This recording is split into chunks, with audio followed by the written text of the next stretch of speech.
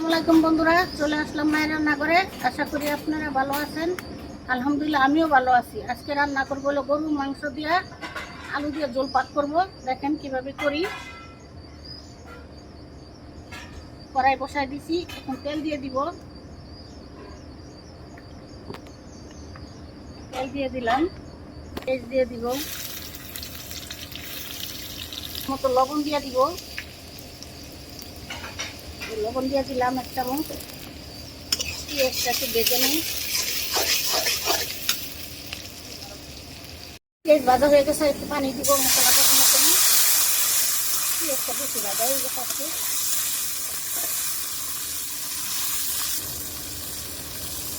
পরিমাণ মতো আদা দিয়ে দিলাম, আদা রসুন বাটা। 150 আলু দিব।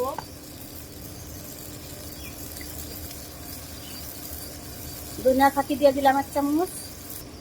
ফাঁকি দিয়ে দিলাম 1 চামচ। মরিচের ফাঁকি দিয়ে দিব 1 চামচ দিছি। আর 1 চামচ দিব, 2 চামচ দিয়ে দিলাম। 1 চামচ জিরার ফাঁকি।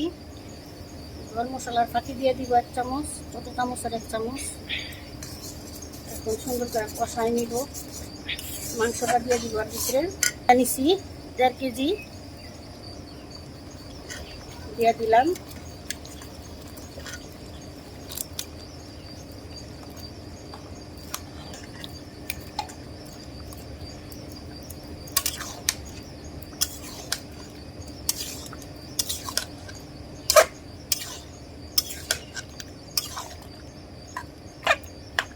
কষানো হোক, রেখে দিব। এখন করে চলে আসলাম, এবার একটু লাড়া দিব।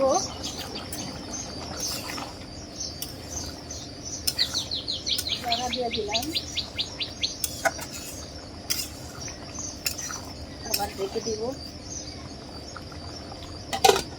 চলে আসলাম, একটু লাড়া দিয়ে দিব। এখনো কষানো হয়নি।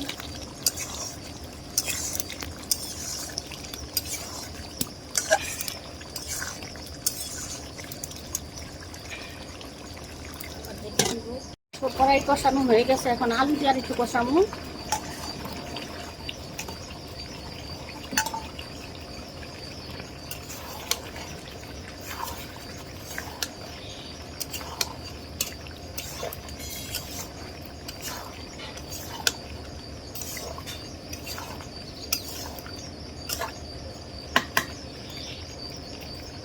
রেখে দিব। কষানো হয়ে গেছে, খুব সুন্দর করে কষাই নিচ্ছি। ভাজা ভাজা করে একটু তেল দিয়ে দিব।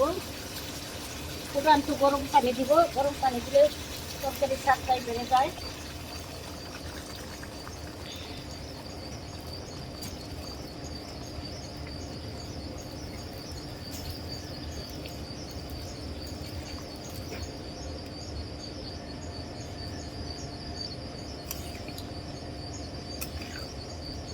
মাংস এখনো সিদ্ধ হয়নি, আর একটু দিতে হবে।